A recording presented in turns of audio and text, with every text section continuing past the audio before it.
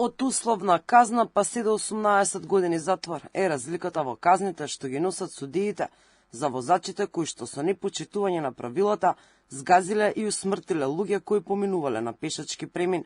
Овој податок е дел од истражувањето на коалицијата Сите за правично судење и покажува дека судскиот систем во Македонија нема воедначена судска пракса.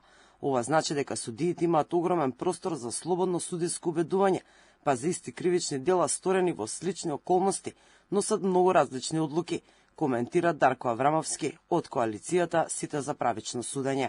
Тој додава дека во Македонија полесно ќе поминеш ако за сообраќајка те гонат кривично, отколку да те казнат прекршочно.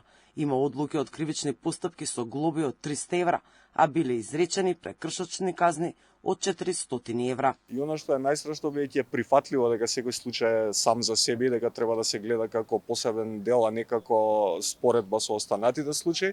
Меѓутоа пак мора да има некаква предвидливост и некакво оправдување на видот и висината на казната што е избрана. За жал тоа не можеме да го видиме во речиси ниту една одлука, не можевме да видиме која е логиката на судот, зошто има избрано токму таа санкција. Овој проблем минатите власти се обидува да го решат со сега веќе укинатиот закон за одмерување на казни. Но во пракса, овој закон донесе многу небулозни пресуди како онаа велишката 3 години затвор за кражба на кебапи. Крадецот на кебапи доби толкава казна бидејќи претходно бил осудуван за кражби. Аврамовски вели дека овој закон се претворил во математика, но во правото нема простор за оваа наука.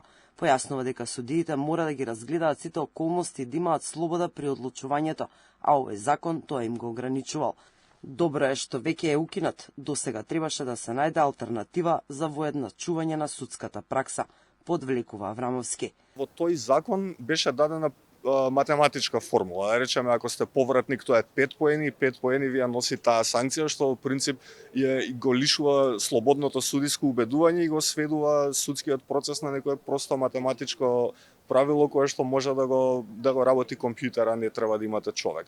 Пригазувањето на младата Фрусина, 22 годишната Теодора Тетова, малата Магдалена во Велес, девојката Викторија која беше прегазена кај Ситимол, се трагедии за кои што јавноста е огорчена и реагира дека правдата не е задоволена, бидејќи има драконска разлика меѓу затворските казни.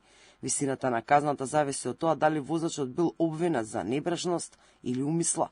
Дел од познавачите сметаат дека се изрекуваат ниски и благи казни, зашто обвинителите често гонат за небрежност и не ги разгледуваат сите околности.